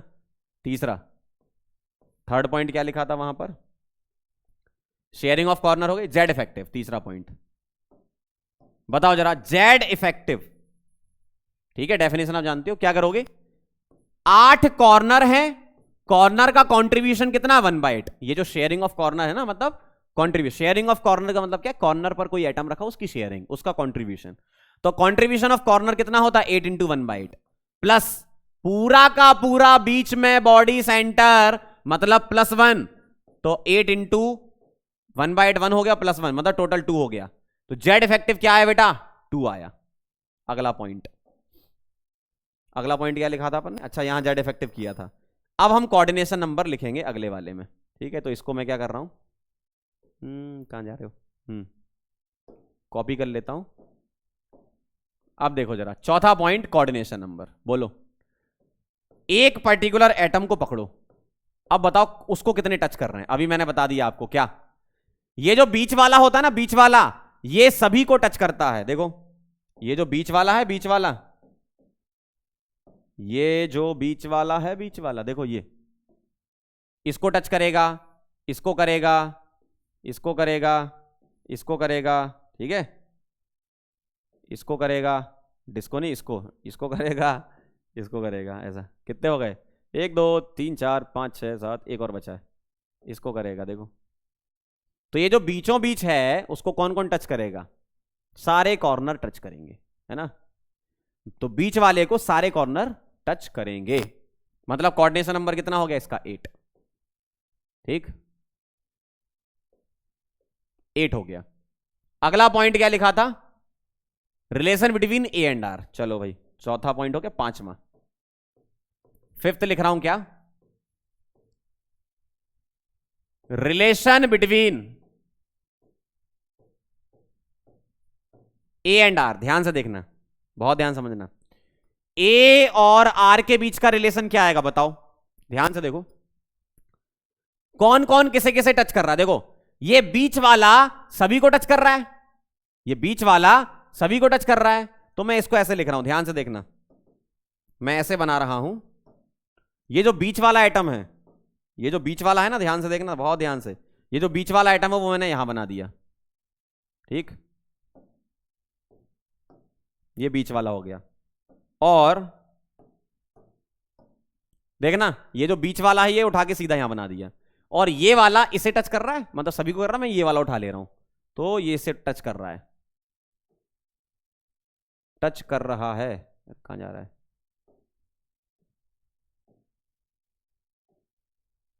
देखो, ये इसे टच कर रहा है। अब ध्यान से सुनना, अब मुझे एक बात बताओ, यहां से लेकर यहां तक की डिस्टेंस कितनी होगी? दिख रहा है ये वाला कलर? अच्छा, यहां नहीं दिख रहा है, तो कौन सा कलर यूज कर सकते कि देखे, व्हाइट दिख जाएगा। यहां से लेकर यहां तक की डिस्टेंस, ठीक है, देखो, यहां से लेकर, ठीक, यहां तक की डिस्टेंस बतानी है in the form of A और in the form of R. ठीक है, चलो बताओ जरा, अगर मैं आर के फॉर्म में लिखूं तो ये आर होगी, ठीक है, और यहां क्या होगी, ये आर होगी, आर के फॉर्म में, सही है, ये आर होगी, ये आर होगी, मतलब 2r, आर के फॉर्म में क्या होगी 2r इज इक्वल टू, अब ए के फॉर्म में बताओ कैसे, यहां से लेकर यहां तक की डिस्टेंस कितनी होगी ए के फॉर्म में। अब मेरे से ध्यान से सुन लो, क्यूब की कुछ वैल्यूज आपको पहले से याद होनी चाहिए, बचपन में निकाली थी। एज लेंथ कितने की होती है क्यूब की, एज लेंथ, ठीक, यहां पर लिख देता हूं, एज लेंथ कितनी होती है, एज लेंथ, अगर क्यूब की एज लेंथ आपकी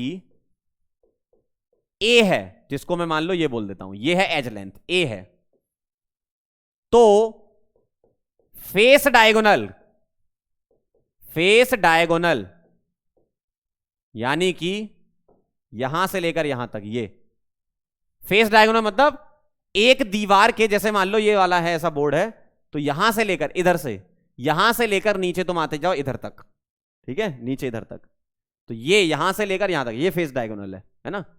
तो फेस डायगोनल का वैल्यू होता है √2a, और यहां से लेकर, ध्यान से सुनना जरा, यहां से लेकर यहां तक इसका वैल्यू होता है, ये बॉडी डायगोनल होता है, मतलब इधर ऊपर वाले से इधर नीचे वाले कॉर्नर तक, मींस जो रूम है ना, इस रूम में ये वाले कॉर्नर से, इधर वाला जो इधर कॉर्नर है से इधर वाले कॉर्नर पे, डायगोनली अपोजिट, डायगोनली अपोजिट है ना, ठीक। तो डायगोनली अपोजिट कॉर्नर का डिस्टेंस होता है √3a, जिसको बोलते हैं क्या, बॉडी डायगोनल। तो ये आपको याद होना चाहिए, बॉडी डायगोनल, तो बॉडी डायगोनल कितने का होता है, √3a का होता है। अब मुझे ध्यान से सुनना, कॉर्नर से लेकर कॉर्नर तक की डिस्टेंस √3a है, जैसे यहां से लेकर, कहां से, इधर से लेकर इधर तक की डिस्टेंस क्या है, √3a है, और ये बेटा बीच में बना हुआ है कौन, बॉडी सेंटर। तो कॉर्नर से कॉर्नर जब तो आप डायगोनली अपोजिट जाओगे तो बॉडी सेंटर से तो जाओगे ही ना, बीच से ही तो निकलोगे कि हवा से निकल जाओगे भाई, ऊपर वाले से उधर नीचे वाले कॉर्नर का डिस्टेंस लोगे कितना आएगा, √3a, और उसका भी आधा है ये, मतलब अगर मैं यहां से लेकर यहां तक की डिस्टेंस बोलूं तो क्या बोलूंगा, √3a/2। तो बॉडी डायगोनल तो √3a का होता है, लेकिन कॉर्नर से बॉडी सेंटर यहां तक की बेटा डिस्टेंस क्या होगी, उसका आधा, बॉडी डायगोनल का आधा, मतलब √3a/2।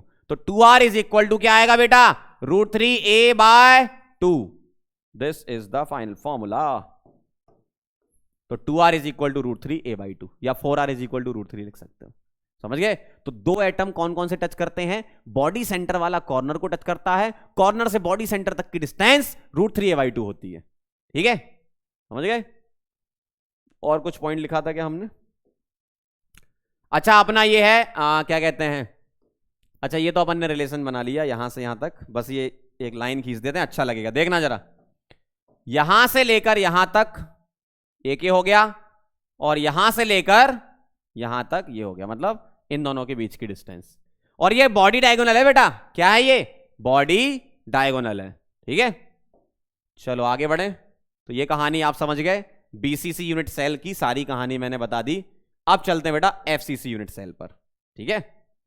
अब ध्यान से सुनना, एफसीसी यूनिट सेल पहले बना लेते हैं, कैसी बनेगी FCC, face centred cubic unit cell. देखना, मेरे पास ये क्यूब है, क्या है बेटा, क्यूब, ये हो गया अपने पास क्यूब, और यहां से इनको जोड़ देंगे तभी तो क्यूब बनेगा, इनको जोड़ देंगे, देखो ऐसा दिखेगा,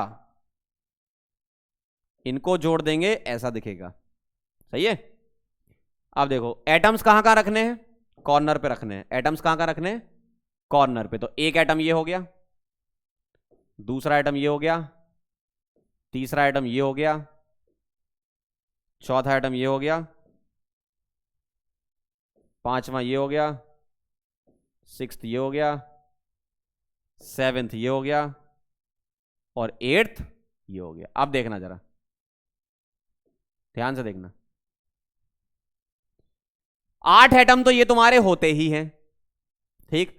अब 6 एटम और होते हैं इसमें, कहां पर, जो एक रूम होता है ना, रूम, ये जो रूम है, आप भी जहां बैठो रूम है, उसकी दीवारें, दीवार का सेंटर मतलब फेस सेंटर, ठीक है, 6 दीवारें होती ना, 1 2 3 4 5 6 है ना।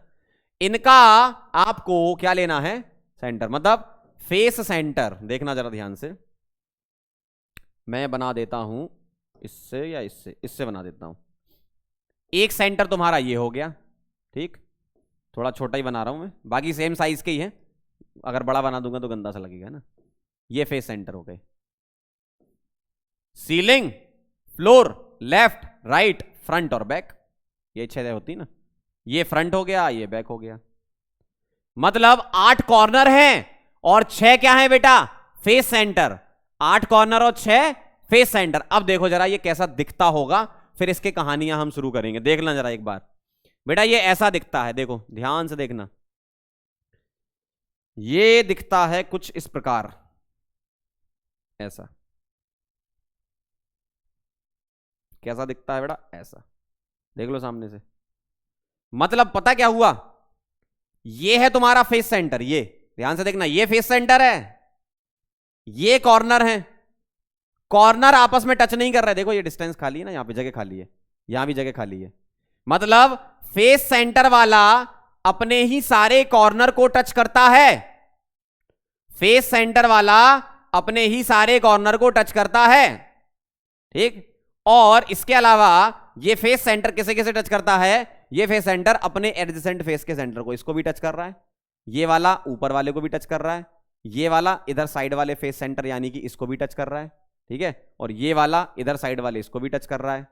किसको टच नहीं कर रहा, अपने सामने वाले को टच नहीं कर रहा। जैसे अगर मैं इस दीवार पर एक बॉल रख दूं, ठीक है, तो ये बॉल किसे किसे टच करेगी, राइट साइड वाला इधर वाला, ठीक है, इसको टच करेगी, इधर वाला इसको टच करेगी, ऊपर वाला फेस सेंटर उसको टच करेगी, नीचे वाला फेस सेंटर उसको टच करेगी। ये बॉल किसे टच नहीं करेगी, सामने वाले जहां कैमरा लगा है उस वाली दीवार को टच नहीं करेगी, है ना। मतलब यहां मैंने एक बॉल रख दी तो ये किसे किसे टच करेगी, अपने ही चारों कॉर्नर तो करेगी अपनी दीवार के, और साथ ही साथ ये अपने एडजेसेंट फेस के सेंटर को भी टच करेगी। समझ गया कहानी। तो ये होता है बेटा FCC। अब इसकी कहानियां हम समझ लेते हैं, कहां गए अभी, हाँ क्या होता है ध्यान से देखना, पॉइंट सब लिखते जाएंगे।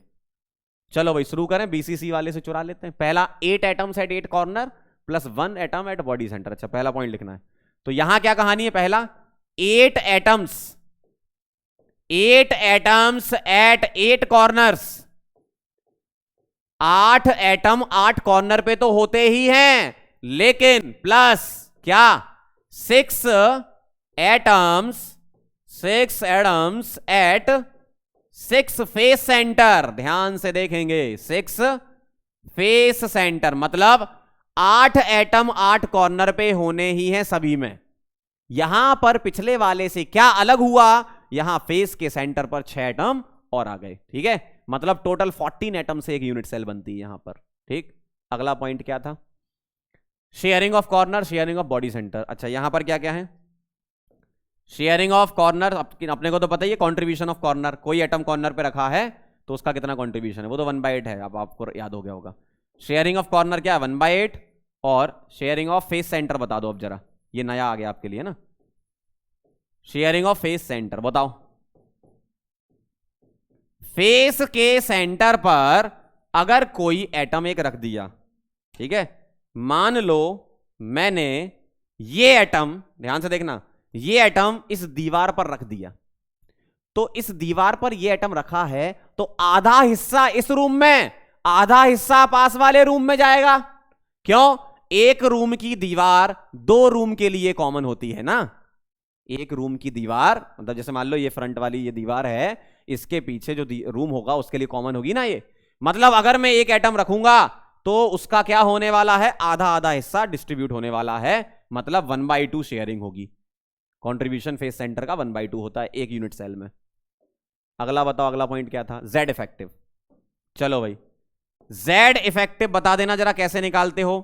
8 कॉर्नर प्लस आपको सबका 1/8 हिस्सा दिखेगा एक रूम में, है ना, और 6 फेस सेंटर और उसका आधा आधा हिस्सा दिखेगा एक रूम में। मतलब पर यूनिट सेल या इन एन यूनिट सेल कितने हो गए, 1 + 3 = 4।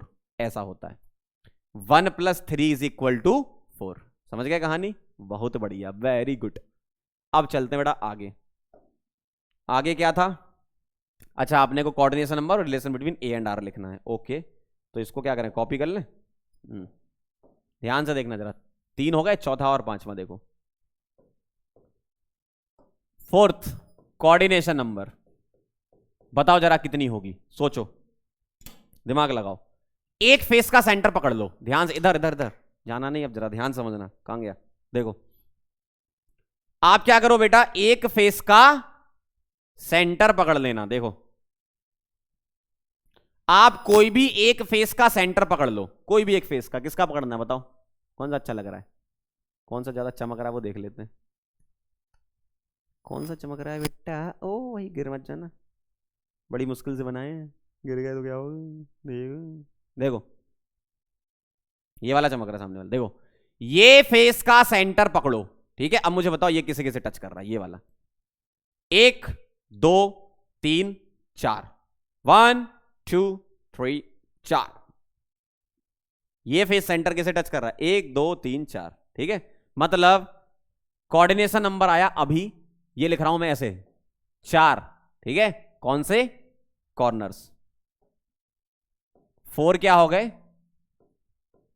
कॉर्नर्स, प्लस, ध्यान से सुनना, अभी तक की कहानी क्या है, ये किसे टच कर रहा था, ये वाला, हाँ यही देखें, ये वाला 1 2 3 4, ठीक है। अब सुनो, ये वाला अपने एडजेसेंट वाले को भी टच कर रहा है। देखो, ये वाला अपने एडजेसेंट फेस सेंटर, ये इसको, मतलब ये दोनों टच कर रहे हैं, ये दोनों। ये वाला इधर वाले फेस सेंटर को भी टच कर रहा है, ये वाला नीचे वाले को भी टच कर रहा है, इसको, इस वाले को, और ये वाला ऊपर वाले को भी कर रहा है, इसको, ठीक। मतलब 4 ये हो गए। तो 4 + 4 क्या, फेस सेंटर, ठीक है, इन सेम रूम, ठीक है। सेम रूम यानी सेम यूनिट सेल, उसी रूम के 4 हो गए, प्लस 4 और आएंगे। क्यों, मेरे से सुनो, ध्यान से सुनना। मान लो, ध्यान सुनना, मान लो आप एक रूम में बैठे हो और सीलिंग पर एक एटम रखा है। आपकी सीलिंग पे जो फैन लगा हुआ है बहुत पुराना हो चुका, हटवा देना उसको पापा से बोल के। वहां पे एक रूम नहीं, वहां पे एक एटम रखा है, वहां एक बॉल रख दी तुमने, मान लो फुटबॉल रख दी वहां पे, ठीक है। तो वो वाला जो बॉल है वो किसे किसे टच करेगा, सीलिंग वाला, ठीक है। सीलिंग पर एक बॉल रखी है, उसको कौन कौन टच करेगा, सुनना, कौन कौन टच करेगा, राइट, ठीक है, ये राइट ही है ना, हाँ, राइट लेफ्ट। भाई ऊपर सीलिंग पे एक बॉल है, मान लो ये तुम्हारी बॉल सीलिंग पे रखी हुई है, ठीक है, सीलिंग यहां पे। तो इसे कौन कौन टच करेगा, सीलिंग वाली बॉल को, राइट लेफ्ट फ्रंट बैक, 4 इस वाले यूनिट सेल में। और इसे ऊपर की जो सीलिंग है उसके चारों कॉर्नर तो टच कर ही रहे थे, है ना। अब सुनना जरा, अगर मैं इस रूम से उड़कर, मेरे अंदर कुछ शक्तियां आ जाएं, मैं इस रूम से उड़कर ऊपर वाले रूम में चला गया, ठीक, दीवार पार करके चला गया और वहां खड़ा हो गया, तो खड़ा कहां होऊंगा मैं, फ्लोर पे। मतलब इस रूम का जो सीलिंग है वो ऊपर वाले रूम का फ्लोर है ना। बात समझ में आई क्या बोला मैंने, कॉमन साइंस बोलते हैं इसको। अरे यार, इस रूम की जो सीलिंग है ऊपर है, वो ऊपर वाले रूम की तो फ्लोर है ना। तो इसका मतलब मैं फ्लोर पे खड़ा हूं, ठीक, ऊपर रूम में चला गया, मैं फ्लोर पे खड़ा हूं। अब अगर मैं फ्लोर पे खड़ा हूं तो अब मुझे कौन कौन टच करेगा, राइट लेफ्ट फ्रंट बैक, ऊपर वाले रूम के। मतलब 4 वो हो गए, मींस 4 कॉर्नर प्लस 4 इस रूम के फेस सेंटर। और ऊपर रूम में जब मैं कूद के फ्लोर पर खड़ा था तो मुझे उस रूम के front back right left 4 touch कर रहे थे। मतलब 4 face centre in another room या यूनिट सेल। दिख रहा है इतना आपको, अनदर तो नहीं कट गया, अनदर दर्रा कट गया, थोड़ा खींच लेते हैं, अनदर रूम, है ना, या यूनिट सेल। मतलब टोटल क्या हो गया, टोटल आपका आंसर हो गया 12। तो कोऑर्डिनेशन नंबर 12 होती है एफसीसी की, 6 एससी की, 8 बीसीसी, 12 इसकी, ठीक। अब चलते 5वें नंबर पे, ए और आर का relation, relation between A and are.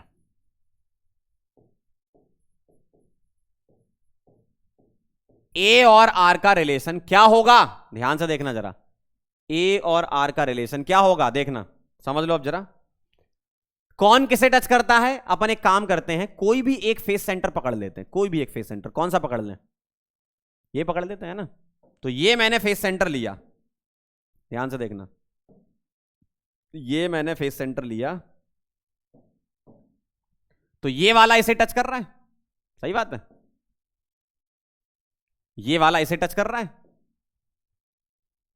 ये दोनों, क्योंकि फेस सेंटर में ये फेस सेंटर इन चारों को टच करेगा, तो दो कोई उठा लो भाई। ये फेस सेंटर किसे किसे टच करेगा, सुनना ध्यान से, मैं सारी बना देता हूं। ये करेगा इसको, इसको, अपने ही फेस के चारों को तो टच करता ही है, साथ में किसे टच करेगा, देखो, ये वाला इसे टच करेगा, ये वाला इसे टच करेगा, फ्रंट राइट, सीलिंग फ्लोर नहीं, फ्रंट राइट और लेफ्ट बैक, ये हो गए। फ्लोर को टच नहीं करेगा क्यों, ये सीलिंग वाला है, तो ये इसको टच नहीं करेगा। तो 4 इस रूम में, 4 ये हो गए, और इसके ऊपर वाले रूम की 4 फेस सेंटर है ना, तो 12 ये आ गए थे कोऑर्डिनेशन नंबर। तो ये टच कर रहा है, मतलब ये वाला इसे तो टच कर रहा है ना। मैं किस किस को उठा रहा हूं, इसको, ध्यान से देखना, मैं इसे उठा रहा हूं और इसे उठा रहा हूं और वही बना रहा हूं। तो ये रहा मेरे पास ये वाला, ठीक है, ध्यान से देखना, ये रहा ये वाला, ये एटम हो गया बेटा ये वाला। और व्हाइट वाला जो है वो कैसा होगा, वो होगा ऐसा, व्हाइट वाला कैसा होगा, ऐसा। अब सेंटर टू सेंटर हमने क्या करा, लाइन खींच दी, सेंटर टू सेंटर लाइन खींच दी। पहले सेंटर बना दूं, एक सेंटर यहां, एक सेंटर यहां, ठीक है, तो मैंने लाइन खींच दी, एक ये हो गई, ठीक, और एक ये हो गई। अब मुझे बताओ, in the form of R, in the form of R क्या लिखूंगा, यहां से यहां तक आर हो गया, यहां से यहां तक आर हो गया, 2r in the form of R, 2r in the form of A. बताना जरा क्या है, अब ध्यान सुनो, ये जो है ना यहां से लेकर यहां तक, ये डिस्टेंस बेटा तुम्हारी क्या थी, ये डिस्टेंस थी फेस डायगोनल। फेस डायगोनल कितने का होता है क्यूब में, √2a का, √2a का फेस डायगोनल, मतलब इस कॉर्नर से इस कॉर्नर तक की डिस्टेंस, लेकिन उसका आधा लेना है, मतलब फेस डायगोनल का आधा लेना है। तो फेस डायगोनल का आधा मतलब √2a का आधा लेना है। क्यों, क्योंकि ये एटम बेटा तुम्हारा क्या है, फेस सेंटर पर है। कहां है, फेस सेंटर पर है। और ये एटम कौन सा है तुम्हारा, कॉर्नर का एटम है। कौन सा एटम है, कॉर्नर का एटम है, ठीक है। तो ये कहानी है आपकी। तो ये क्या हो गया, फाइनल फॉर्मूला, इसको याद भी करना पड़ेगा, है ना। तो √2a/2 2r होता है ना। मतलब अब जैसे पिछले वाले में क्या था, ध्यान से देखो, पिछले वाले में अपने पास जो एटम थे कौन कौन से थे, ये था आपका क्या, बॉडी सेंटर, क्या था, बॉडी का सेंटर, और ये क्या था तुम्हारा, कॉर्नर। और बॉडी सेंटर से कॉर्नर जो था वो आपका √3a/2 का था, ठीक। और यहां पर क्या आ गया, एससी में क्या आ गया, एससी में ये क्या थे, एससी में भी लिख लो, ये क्या थे, कॉर्नर। तो कॉर्नर से कॉर्नर तक की डिस्टेंस क्या है, एज लेंथ है ना, ए। तो यही सारी कहानी थी अपनी, है ना। तो ये हो गया आपका बीसीसी, ये वाला बीसीसी, ये एफसीसी, ये एफसीसी का दूसरा पार्ट। अब चलते हैं बेटा एंड सेंटर, ये समझ गए सारी कहानी, relation between A and R वगैरह, क्योंकि इस पर बेस्ड ही क्वेश्चन होता है ना। अगला देखो, एंड सेंटर्ड की अगर बात करें, किसकी, एंड सेंटर्ड, ईसी, ठीक है। तो एंड सेंटर्ड की अगर बात करेंगे, सेंटर्ड, ठीक है, एंड सेंटर्ड। अब ये आपका क्यूबिक यूनिट सेल में नहीं आता, ठीक है, ये मैं अलग से आपको बता रहा हूं। क्यों, क्योंकि बेटा ये ऑर्थोरोम्बिक और मोनोक्लिनिक में आ रहा था, ठीक है।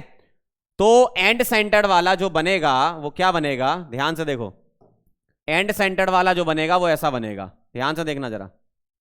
ये कोई क्यूब नहीं है, इसको अपन क्या बना सकते हैं, ये कहां आ रहा था आपका एंड सेंटर वाला, ऑर्थोरोम्बिक में आ रहा था। मतलब A ≠ B ≠ C ऐसा कर लो, और अल्फा बीटा गामा 90 कर दो, इस तरीके से मान लेंगे अपन, है ना। तो अभी मैं ऐसे रफ बना देता हूं, ठीक। और मेरे पास जो लाइनें हैं वो ऐसी खिंच रही हैं, देखो एक ये वाली हो गई, एक ये वाली हो गई, एक ये वाली हो गई, और एक हो गई आपकी, देखना ध्यान से, देखो एक ये वाली हो गई, ठीक है ऐसा। अब ये क्यूब नहीं है, ध्यान रखना, नॉट अ क्यूब, ये ध्यान रखना, कई लोग गलती कर देते हैं इसमें, क्यूब नहीं है ये, या तो ये ऑर्थोरोम्बिक होगा या मोनोक्लिनिक होगा। क्या बोला मैंने? या तो ये ऑर्थोरोम्बिक होगा, ठीक है, या ये क्या होगा, ऑर्थोरोम्बिक हो सकता है, और दूसरा क्या हो सकता है, मोनोक्लिनिक। क्या हो सकता है? मोनोक्लिनिक। इन दोनों में से कोई एक होगा ये, क्योंकि एंड सेंटर्ड यूनिट सेल आपकी क्यूबिक में एग्जिस्ट नहीं करती है, ठीक है। तो ये क्यूब नहीं है, लेकिन मैंने इसे समझाने के लिए बना दिया। अगर आपको ये लेना है तो इसके पैरामीटर मैं बता चुका हूं, ये लेना तो इसके पैरामीटर बता चुका हूं, ठीक। अब इसमें क्या होता है, 8 एटम 8 कॉर्नर पे तो होते ही हैं, ध्यान से देखना बेटा, 8 एटम 8 कॉर्नर, 1 2, तीसरा ये हो गया, चौथा ये हो गया, पांचवा ये हो गया, 6th ये हो गया, 7th ये हो गया, और 8th ये हो गया, ठीक। अब यहां पर दो एटम ध्यान से देखना, एक यहां पर रख दिया ऊपर और एक यहां रख दिया नीचे, ये तो टोटल क्या होता है यहां पर कहानी।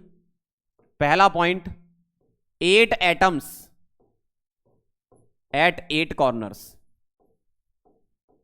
और साथ में plus 2 atoms at opposite face centre, opposite face centre, मतलब 8 एटम बेटा 8 कॉर्नर पे तो होते ही हैं, साथ में 2 एटम और होते हैं जो अपोजिट फेस सेंटर पर होते हैं, एक ऊपर एक नीचे, समझ रहे हो। तो इसके बारे में बहुत ज्यादा डिटेल के बारे में बात नहीं करनी, क्यों क्यूबिक में तो ये होता नहीं है, तो बस पहली और आखिरी बार मैं आपको ये बता रहा हूं कि ऐसा होता है एंड सेंटर बस, और क्यूब नहीं है, या तो ऑर्थोरोम्बिक है या मोनोक्लिनिक है, ठीक है। चलो इसके बारे में और कुछ हमें एक्सप्लोर करने की जरूरत नहीं है। अब हम बेटा आगे बढ़े, ज्यादा टाइम तो नहीं हो रहा, ठीक, आगे बढ़े क्या अपन। अब अपन आगे बढ़ते हैं, अच्छा एक काम करते हैं, पैकिंग फ्रैक्शन और ये सारी चीजें अपन नेक्स्ट टर्न पे कैलकुलेट करके लिख लेंगे। अभी तो मैंने आपको बेसिक आइडिया देता, सिंपल क्यूबिक, बीसीसी, एफसीसी वगैरह का, है ना, कोऑर्डिनेशन नंबर लिख ली। एक काम करते हैं अपन ये पॉइंट लिख लेते हैं, ठीक है, फिर पैकिंग एफिशिएंसी नेक्स्ट टर्न पे पढ़ लेंगे। ये हटा के अपन पॉइंट लिख लेते हैं, ताकि ये टेबल एक बना लो। मतलब आज जो आपने पढ़ा, जो चीज आपने समझी, वो क्या समझी, सिंपल क्यूबिक, बीसीसी और एफसीसी, 3 टाइप की आपने यूनिट सेल समझ ली बेटा आज, है ना। और क्रिस्टल सिस्टम आपने समझ लिया, जिससे रिलेटेड एग्जाम में एक ना एक क्वेश्चन आ ही सकता है, बिल्कुल मतलब इंपॉर्टेंट है, ये बेसिक चीजें हैं, ठीक है। चलो तो क्या क्या हमने निकाला और उसके बारे में हम लिखेंगे। हमने जेड इफेक्टिव निकाला, कोऑर्डिनेशन नंबर निकाला, और relation between A and R, जो कि हमारे लिए इंपॉर्टेंट है।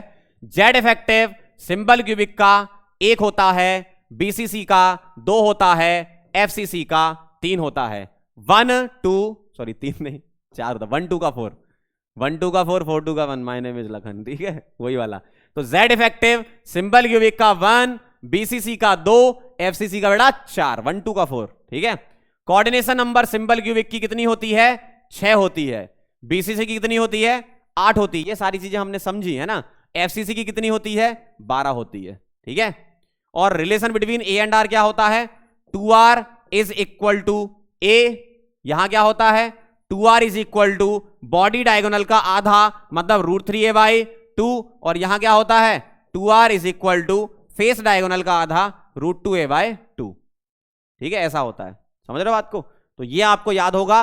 तो इससे रिलेटेड क्वेश्चन देखो, ये तो तुम्हारे डायरेक्ट हो गए। Effective number of atom per unit cell. अच्छा अगर आपसे ये पूछ ले कि कितने एटम यूज हो रहे हैं, तो सिंपल क्यूबिक में 8 एटम यूज होते हैं। यूज अगर पूछे कितने एटम से यूनिट सेल बनी है, 8 एटम से बनी है। बीसीसी में 9 एटम से बनी है, क्यों, एक बॉडी सेंटर के अंदर भी तो आ गया। और एफसीसी में कितने हो गए आपके, 8 तो कॉर्नर हो गए और 6 फेस सेंटर हो गए। 8 + 6 जानते हो बचपन से कितना होता है, 14, मतलब 14 एटम लगेंगे यूनिट सेल बनाने में। लेकिन अगर आपसे क्वेश्चन में लिखा है इफेक्टिव नंबर ऑफ एटम या total number of atom per unit cell, तो आपको देखना है पर यूनिट सेल मतलब एक यूनिट सेल में कितना है। तो आपको क्या करना है, शेयरिंग काउंट करनी है। तो वही काउंट करके तो हम ये लिखे कि ये 1 आता है 8 × 1/8, ये 8 × 1/8 + 1, ये 8 × 1/8 + 6 × 1/2, मतलब 4, ये 2 और ये 1, समझ गए। तो ये coordination number, relation between A and R और जेड इफेक्टिव। अब इससे रिलेटेड अपन एक न्यूमेरिकल कर लेते हैं और बाकी चीजें फिर बाद में पढ़ेंगे पैकिंग फ्रैक्शन वगैरह से, ठीक है। तो इसका एक सवाल मैं आपको करवा देता हूं और आज का लेक्चर हम दी एंड करेंगे, ठीक। क्या सवाल इसमें होता है वो देख लो। क्वेश्चन ये कह रहा है, क्या कह रहा है सवाल? सवाल ये कह रहा है कि an atom crystallizes, an atom crystallizes in BCC unit cell of edge length जो दे रखी है वो दे रखी है आपको 300√3 पिकोमीटर, ठीक है। फाइंड, इस टाइप के सवाल एग्जाम में आते हैं। फाइंड रेडियस ऑफ एटॉम, उस एटम का रेडियस निकालो, ऐसा सवाल आता है। बहुत आसान क्वेश्चन होता है ना। तो क्या बोला है आपसे? एज लेंथ बोली है, मतलब ए कितना आ गया? 300√3 पिकोमीटर। अब तुम्हें क्या निकालना है? आर निकालना है। कौन सा है? बीसीसी यूनिट सेल है, तो 2r इज इक्वल टू क्या होता है? बॉडी डायगोनल का आधा √3a/2। और a कितना दिया है आप जानते हो, कितना दिया है? सवाल में दिया है कितना? 300√3 ऐसा दिया है, ठीक, डिवाइडेड बाई 2। √3 3 हो गया, 300 × 3 900 हो गया, 900/2 और 2 4 ऐसा। तो r आ गया 900/4 पिकोमीटर। इस तरीके से सवाल आता है। मान लो यहीं पर कर देते FCC, तो ये वाला फॉर्मूला अब √3 की जगह √2 हो जाता। अगर सिंपल क्यूबिक कर देते तो 2r = a। अभी इतना ही, आप जितना आज आपने सीखा उससे रिलेटेड यही न्यूमेरिकल होते हैं आपके, ठीक है। नेक्स्ट टर्न पे अपन और अच्छे क्वेश्चन करेंगे, क्योंकि इसमें उस टाइप के क्वेश्चन होते हैं। एक एटम ए कॉर्नर पे प्लेस है, बी वाला फेस सेंटर पे प्लेस है, बताओ नया एम्पेरिकल फॉर्मूला क्या होगा, वो सब हम नेक्स्ट टर्न पे देखेंगे, है ना। और पैकिंग फ्रैक्शन वगैरह देखो, ये पढ़ेंगे packing fraction, close packing, 1D 2D, ये सारी चीजें हम पढ़ेंगे, है ना। मतलब 2D तक क्लोज पैकिंग पढ़ लेंगे, वैसे ट्राई करेंगे 3D तक हो गया तो। समझ गया कहानी। और क्रिस्टल सिस्टम का ये टेबल आप जरूर ध्यान रखना, है ना। तो आज के लेक्चर में जो हमने पढ़ा उसमें सिर्फ आपको कितनी टेबल ध्यान रखनी? सिर्फ 2। कौन कौन सी?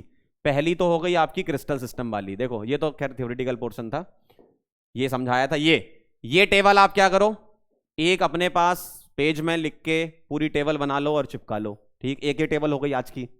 सॉलिड स्टेट में क्या है ना, टेबल से खेल हो जाएगा। एक ही टेबल होगी, जैसे पिछले टर्न पे मैंने बताई थी, क्रिस्टलाइन अमोर्फस की एक टेबल हो गई और टाइप ऑफ क्रिस्टलाइन सॉलिड की एक टेबल हो गई। 2 टेबल पिछले लेक्चर में, इस लेक्चर में एक ही टेबल हो गई, ठीक है। और एक टेबल हो गई आपकी ये वाली, कहां गई? बाकी तो चीजें हमने गहराई में समझी हैं, अच्छी बात है, समझ ली। ये टेबल देखो, आज के लेक्चर की 2 टेबल हो गई, काम खत्म, मस्त रहो एकदम, ठीक है। अभी तक आपको जितने भी क्वेश्चन मिलेंगे वो इन्हीं 4 टेबल से मिलेंगे। 2 टेबल पिछले टर्न के, 2 टेबल अभी, बाकी नेक्स्ट टर्न पे भी टेबल बना लेंगे, ठीक है। तो ये कहानी थी। और जाते जाते हम आपको एक बहुत बढ़िया चीज बोलना चाहते हैं कि आप लोग यहां पर आए और आपने हमसे सॉलिड स्टेट पढ़ा। बहुत दिनों से हम आपसे एक बात कहना चाह रहे थे, लेकिन किसी कारणवश कह नहीं पा रहे थे।